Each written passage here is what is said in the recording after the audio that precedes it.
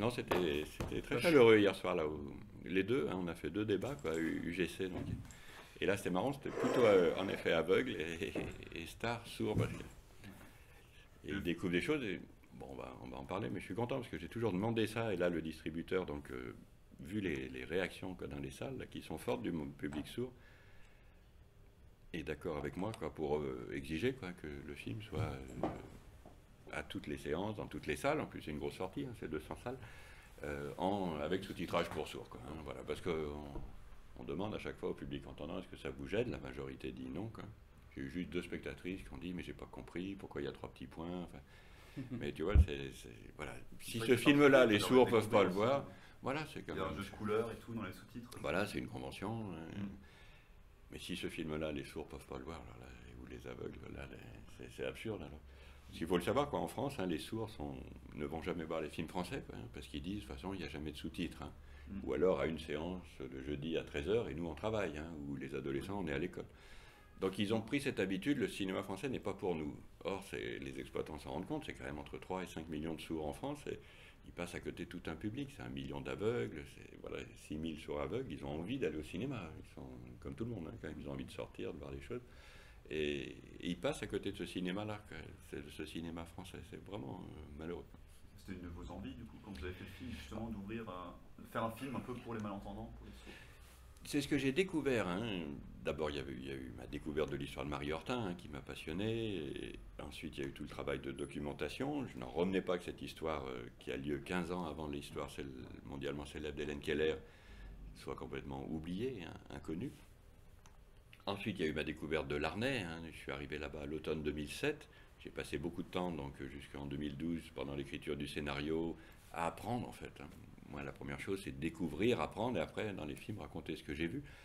Et apprendre comment communiquer avec ces enfants sourds aveugles, comment ils vivent, m'émerveiller quand même de tout ce qu'ils font, quoi. Hein. Du sport, de la danse. Ensuite, ils travaillent à l'ordinateur. Il y a un restaurant grand public à Poitiers où les serveuses sont des sourds aveugles. En cuisine, celui qui fait la plonge, là, un Africain, des sourds aveugles, il casse jamais un verre. Donc, c'est l'envie de dire ça, quoi. Hein. Parce que beaucoup de parents d'enfants sourds aveugles m'ont dit, mais on entend la même chose que ce qu'a entendu le père de Marie Hortin, d'un médecin qui lui a dit, le problème n'est pas que votre fille soit sourde aveugle, c'est qu'elle est débile, quoi. Enfin, elle ne fera jamais rien, quoi. Et donc les parents continuent de l'entendre aujourd'hui, quand on pense combien ils sont démunis, quoi. Ils n'arrivent pas à comment communiquer avec l'enfant qui se replie sur lui-même, qui pense que tout est agression, quoi, l'enfant qui naît sourd aveugle. On ne sait pas quand même. Et donc c'est comme le père de Marie Hortin, il faut trouver le bon endroit. Il y a 2 centres en France pour les sourds aveugles, à Poitiers et un autre dans le centre de la France, et trouver la bonne personne qui à un moment donné, voilà, va travailler avec l'enfant, établir un contact avec lui, travailler avec lui, jusqu'à ce que l'étincelle, comme Marguerite, qui a eu cette intuition géniale de passer par le couteau de Marie Hortin, provoque le déclic du langage chez l'enfant, que l'enfant comprenne que le monde est langage, que les choses qu'il désire, il faut un mot pour le bébé entendant, hein, c'est pareil, hein, papa, maman, soif, et le gamin sourd aveugle doit comprendre que s'il veut son couteau, c'est ça, quoi. Et comprendre que tout a un nom, et que si on désire quelque chose, un œuf, on doit faire œuf, voilà, que le monde est langage. Et à partir de là, les gamins, ils entrent dans le monde et dans la société, quoi. Et moi, j'aimerais vous demander, déjà, je vous dis bravo, moi j'ai vraiment apprécié. Merci. Beaucoup. C'est comme vous, moi j'aime défendre le cinéma français. Il n'y a pas que des bonnes choses, mais il y a des très bonnes choses, et ça en fait partie. Une question que je pose pas souvent, mais de production. Comment vous avez été produit? Comment vous avez vendu votre projet? Comment il a été acheté? Parce que c'est quand même risqué. Je veux dire, il faut oser mettre de l'argent dans un film comme ça. Comment ça s'est passé? J'ai la chance de travailler avec une productrice, hein, qui, comme moi, croit à ce qu'elle fait, était passionnée. Donc, hein, elle s'appelle Sophie Réville. J'avais fait pour la télévision Maman est folle avec Isabelle Carré déjà, et La joie de vivre.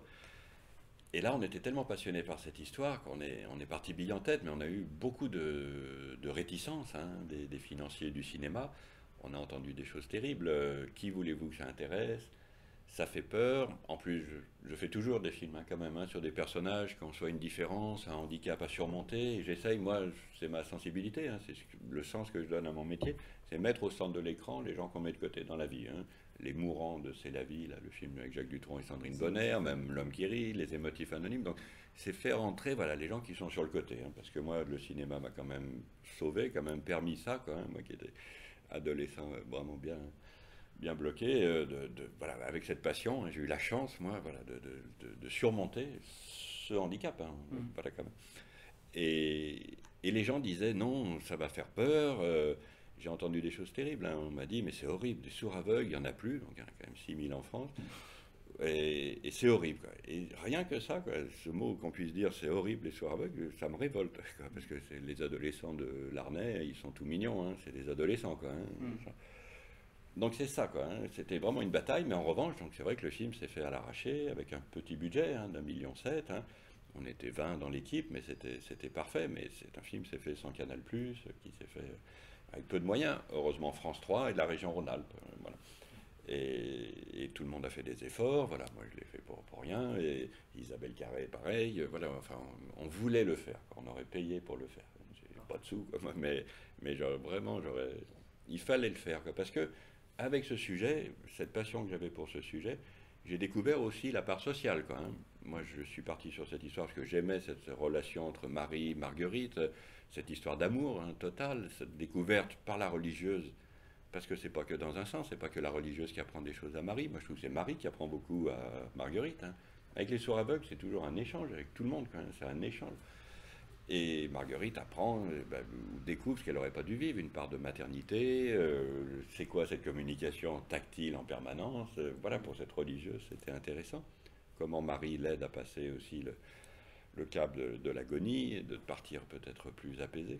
Mais j'ai découvert en m'immergeant quand même dans ce monde-là, voilà, qu'il y avait aussi voilà, des problèmes encore actuels aujourd'hui, notamment ça, quoi, que le public sourd, pas sourd aveugle, mais le public sourd, par exemple, ignore complètement le cinéma français, parce qu'il y a très peu de séances avec sous-titres pour sourds, elles sont cantonnées à 1 ou 2 séances hein, dans la semaine, ça vient, UGC le fait, voilà, 2 soirs, je crois, dans la semaine. Mais les sourds, du coup, comme ils pensent qu'il n'y en a pas beaucoup, et puis que c'est jamais quand ils peuvent, vous voyez, un couple ne peut pas se dire, tiens, on va au cinéma, boum, non, c'est jamais la bonne séance, quoi. Un couple, un vendredi soir, il veut aller au cinéma voir un film français, et tout, bing, ah non, la séance pour sourds, c'est le mercredi à 15h, mais nous, on travaille. Donc finalement, les sourds ont un peu laissé tomber ça, quoi, hein, disent, bon, ben, allons, on va voir les films étrangers, ils sont sous-titrés. Alors, il y en a, par exemple, ma comédienne, qui est sourde de naissance, en plus, c'est une adolescente, elle préfère les films américains, mais en plus, elle dit, bah voilà, moi, il me faut des films sous-titrés. Donc j'ai pris la mesure de ça, et je me suis dit, avec ce film-là, il y a quand même un engagement un peu militant pour eux, quoi, hein. Moi, je suis un peu à leur service d'une certaine façon, c'est-à-dire, voilà, à un moment donné, ce film-là, il faut qu'il soit avec le sous-titrage pour sourds en permanence.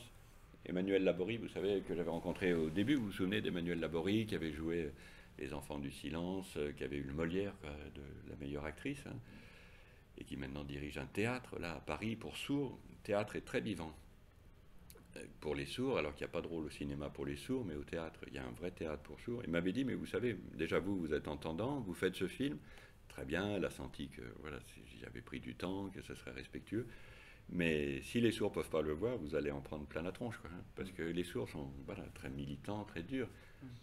Ils disent, mais voilà, c'est jamais des actrices sourdes qui jouent des sourdes, c'est quelque chose qui est fort pour eux. Hein. Bien sûr.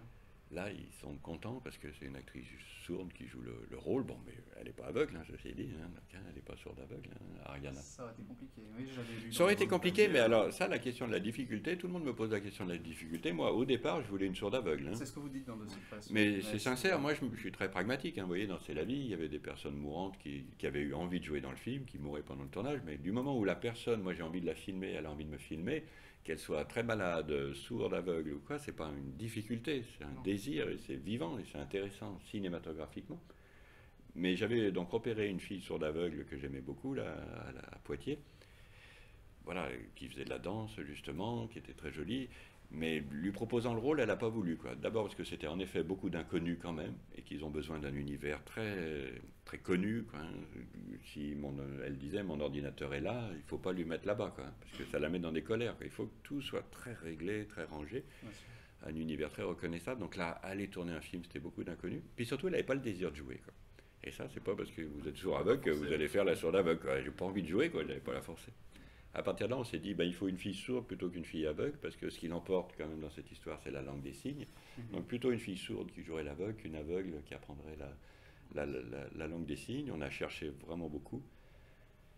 Parce que là aussi, le casting, je dis toujours, c'est pas trouver qui joue mieux qu'une autre, hein. C'est vraiment l'histoire de la rencontre. Le casting, pour moi, c'est Marguerite et Marie dans l'arbre. C'est quand même, qu'est-ce qui fait que tout d'un coup, ça passe, quoi. Et ça n'a rien à voir avec la parole ou avec les signes. C'est qu'est-ce qui fait que moi, tout d'un coup, je sens quelque chose de la personne et que la personne sent quelque chose de moi et qu'ensemble, on va faire le film. C'est attendre ça, le casting, que ce soit avec Depardieu ou avec Ariana ou la petite fille de Je m'appelle Elisabeth, c'est ça, quoi. C'est toujours ça, quoi. C'est l'étincelle. Et c'est vrai qu'on avait été dans beaucoup de collèges, de lycées pour sourds, jusqu'à trouver Ariana à Chambéry, alors qu'elle avait oublié de s'inscrire au casting, que je l'ai repérée à la cantine.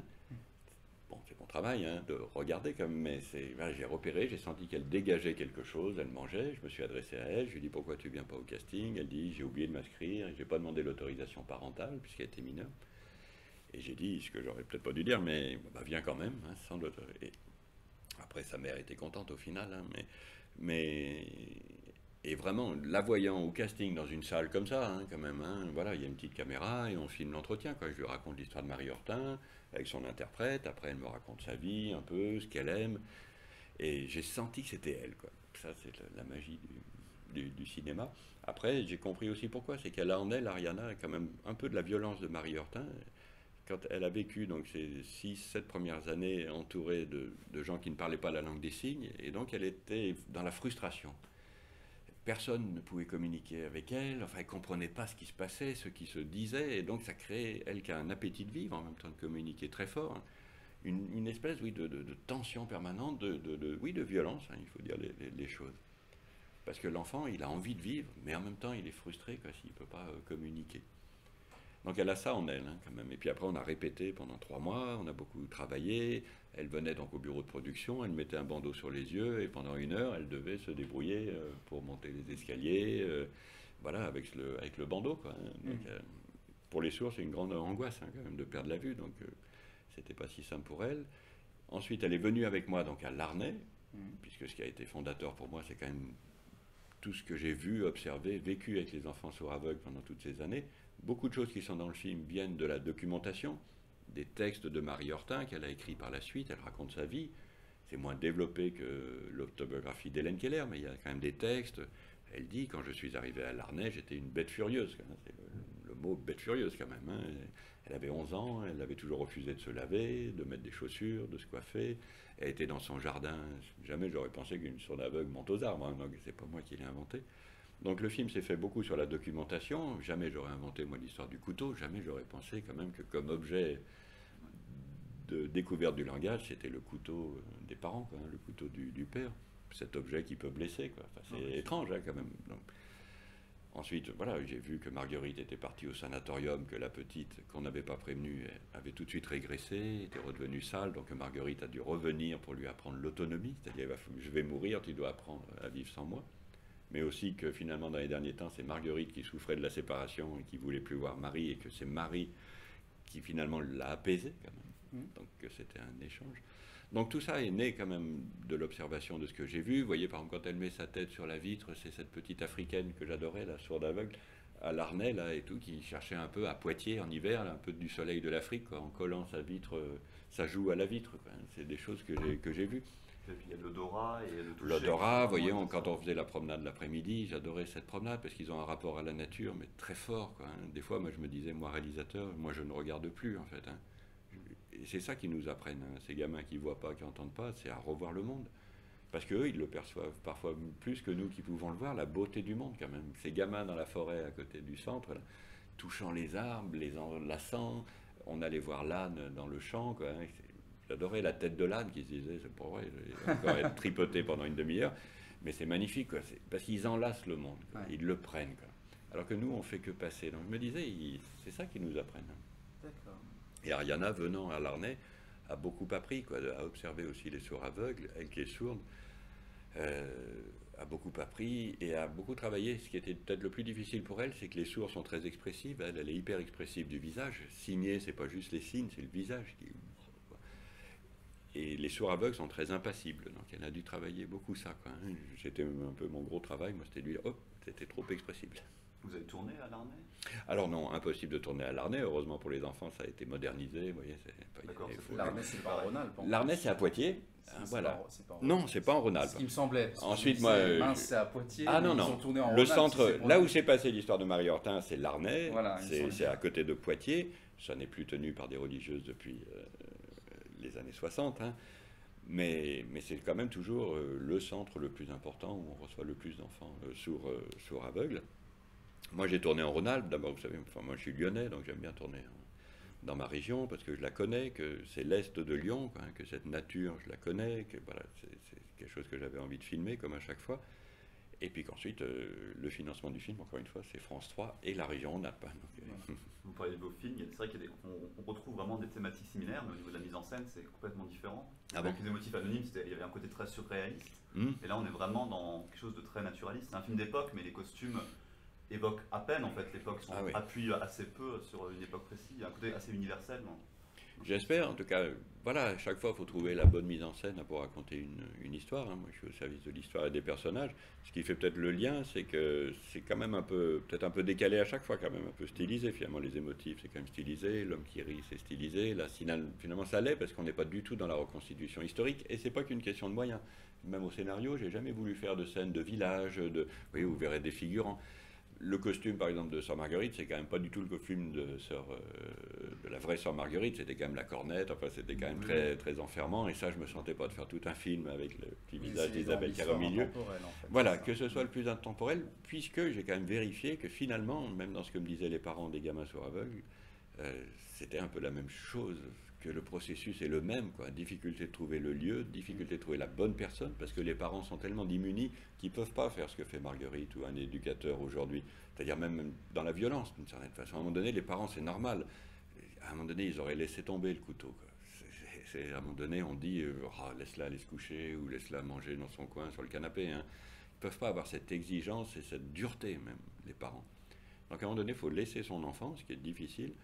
Mais donc je voulais que ce soit le plus intemporel possible, beau. J'ai toujours dit, est-ce que les financiers ne me croyaient pas quand je disais, mais ce sera mon film le plus lumineux. Vous voyez, L'homme qui rit, c'était sombre, hein, c'était pessimiste. Hein, voilà. Il y a une belle lumière. Là, il y a une lumière magnifique d'une chef opératrice belge formidable et qui a aussi un art de filmer très sensuel quand même. Ça allait avec ça. C'est quand même une caméra qui caresse. Mais je voulais que le monde soit beau, qu'on se rende compte que le spectateur, entendant ou sourd, enfin le spectateur se dise mais c'est vrai que le monde est beau quand même et que c'est par ces enfants, par ces histoires-là qu'on peut le redécouvrir quand même. Mais qu'il faut en profiter. Et vous questionnez pas beaucoup par contre c'est pas un reproche, hein, mais vous questionnez pas trop la foi ou le rapport à Dieu parce qu'on est quand même dans un, je sais pas si c'est un couvent ou une abbaye. Un pensionnat religieux. Un pensionnat religieux, bon, mais il est jamais fait référence à la prière ou à quoi que ce soit de ce type-là. Non, c'est elle, un être humain qui agit pour cette fille.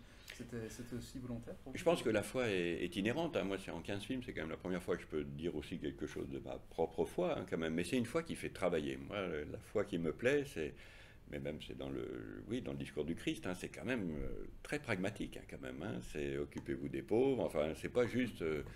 Marguerite, c'était des femmes, vous savez, ces religieuses, hein, très concrètes, hein, très pragmatiques. Hein. C'était porté par la foi, mais surtout. Comme Mère Teresa, je ne sais pas, ou Sœur Emmanuel, ou l'Abbé Pierre, à un moment donné, il faut aller là où ça sent pas bon, faut se bouger, c'est du désordre, ça dérange les bien-pensants, catholiques ou pas. Hein, et c'est cette foi-là qui met du désordre, hein, fait rentrer la petite, hein, elle casse tout dans le pensionnat. Enfin, c'est cette foi qui met du désordre. C'est vrai que je ne voulais pas filmer sur Marguerite, parce que je crois que ce n'était pas son caractère. M'ont dit les filles de la sagesse, donc les religieuses, hein, de cet ordre-là, qui m'ont beaucoup conseillé, hein, que j'ai beaucoup écouté, et qui me disaient, mais vous savez, c'est un ordre très concret, très pragmatique. Hein. Sœur Marguerite, c'était pas le genre, ah mon Dieu, faites que la petite arrive à communiquer. Hein. Voilà, c'était pas ça qu'il fallait montrer. C'était l'engagement humain, concret, affectif de cette femme-là, quand même. Et cette fois, c'est ce qui lui permet aussi de supporter toutes ces difficultés au début. Mais c'est cette fois, mais qui serait aussi la vocation aujourd'hui des éducateurs, de certains enseignants en banlieue difficile. Hein. C'est quand même la même chose. C'est pas forcément religieux, disons. Voilà, c'est la foi en l'être humain. C'est la foi qu'on peut ne pas se résigner, dire bon, sourd aveugle, laisse tomber quoi. Hein, et tout, quoi. Hein, c'est faire l'impossible. Comme moi, c'est ce que j'aime. Hein. C'est pas forcément la foi religieuse. Hein. C'est toutes les fois. Quoi, hein. Moi qui fais beaucoup de scolaires en milieu défavorisé, quoi, quand je vois les profs et tout, quoi, il faut s'y coltiner quand même. C'est une forme de foi. Quoi. Ils sont pas croyants ou quoi que ce soit. C'est pas la question. C'est dire aux gamins de banlieue qui croient déjà plus à 12 ans en leur avenir, qui se déprécient, qui préfèrent faire des bêtises plutôt que de travailler quoi, et de se respecter souvent. C'est la même chose, c'est dire tu n'es pas débile, j'ai confiance en toi, mais maintenant il va falloir travailler. C'est vrai que travailler, l'éducation, c'est pour profiter pleinement de la vie, hein, justement, hein, et pour aller contre la société, quoi, qui laisse justement, qui a tendance à laisser les handicapés, les gamins de banlieue dans leur coin, quoi. Alors que non, si vous voulez en faire partie et justement gagner quoi, sur la société même, et déranger un peu tout le monde, et oui, gagner quand même, il faut travailler, quoi. À un moment donné, ça passe par le travail, par la culture, par l'éducation, le développement. Autrement, vous allez vous...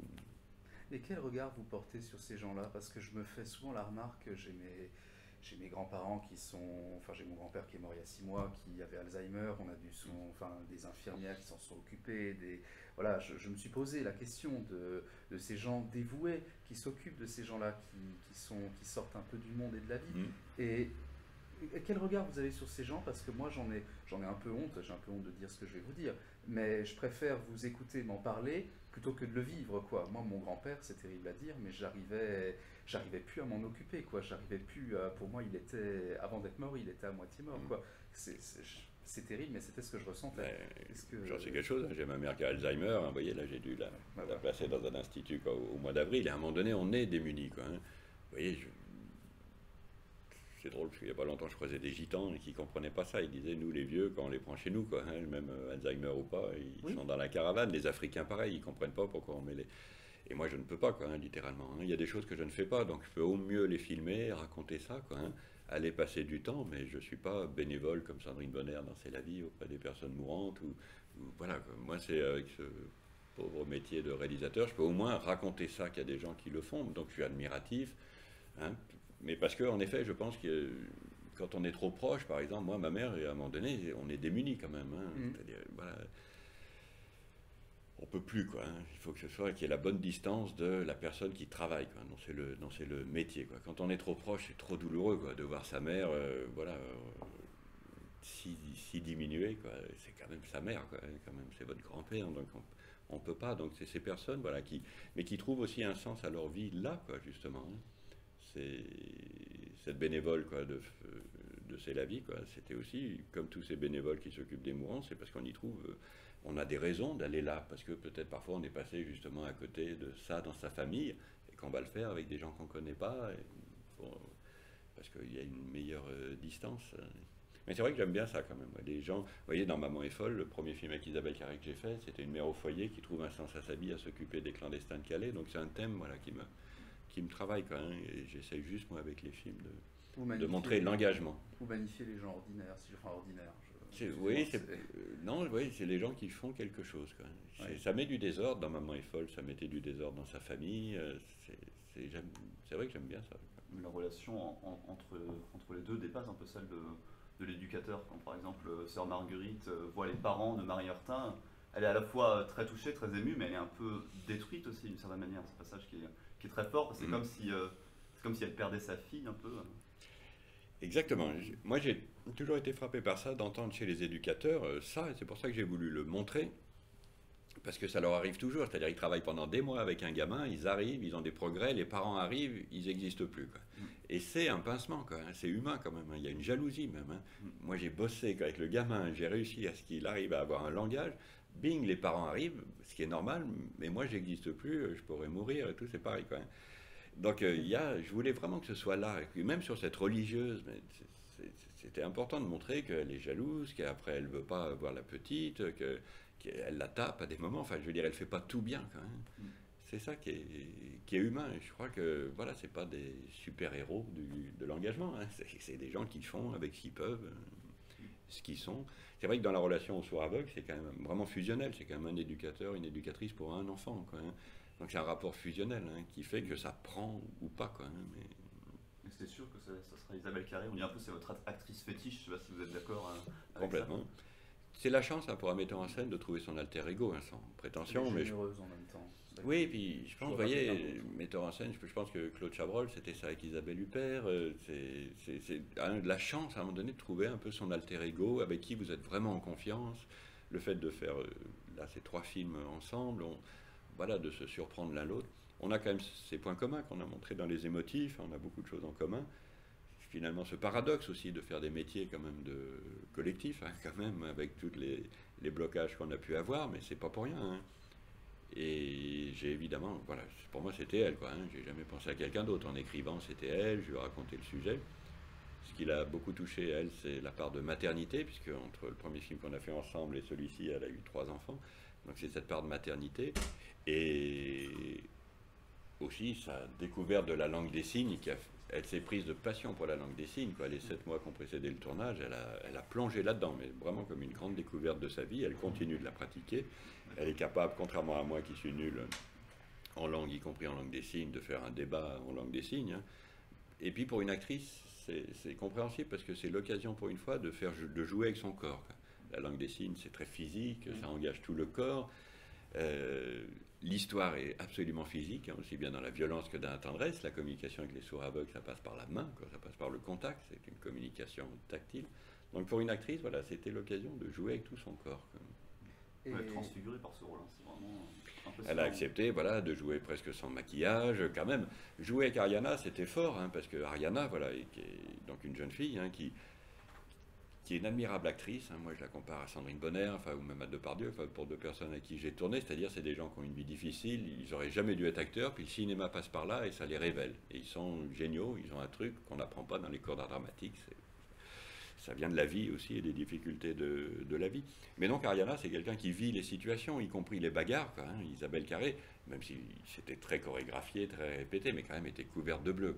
C'est-à-dire que s'il fallait sortir la petite de dessous le lit, la petite, elle l'aidait pas, Isabelle Carré. Il fallait vraiment qu'elle la sorte de dessous le lit. Tant qu'elle n'y arrivait pas, elle ne sortait pas de dessous le lit. Donc c'est vivre plutôt que jouer. Vous êtes toujours au plus près d'ailleurs. C'est là que le film est très prenant, j'ai envie de dire. C'est que, je ne sais pas comment vous avez abordé la mise en scène, mais vous êtes toujours au plus près. Ce qui fait que les coups, les batailles, là, comme ça, on les ressent, on en a presque mal. Et la tendresse, on en a presque, là aussi, on ressent toute la douceur. C'est très communicatif, c'était votre volonté. Ah oui. Il fallait que ce soit pour le spectateur une expérience sensorielle, ce film. C'est vraiment, on vit les choses, c'est concret. Moi, je suis metteur en scène. Mettre en scène, c'est concret. C'est qu'est-ce qu'on fait, quoi, hein, et qu'est-ce qu'on filme. Hein. Donc c'est concret et c'est un sujet éminemment cinématographique parce que c'est du geste, c'est du corps, et il fallait que le spectateur le ressente, soit au milieu. Quoi, hein. Il fallait le faire sans esbrouffe, mais au plus près comme ça des corps.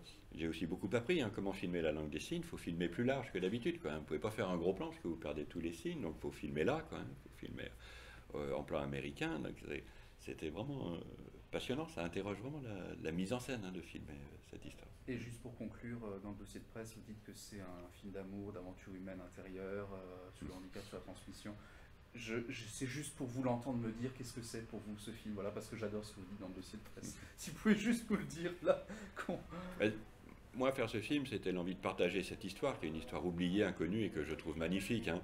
C'est quand même transmettre cette idée de réussite, qu'il ne faut jamais se résigner à dire c'est impossible, elle est sourde aveugle, on n'arrivera à rien. Non, c'est montrer cette réussite.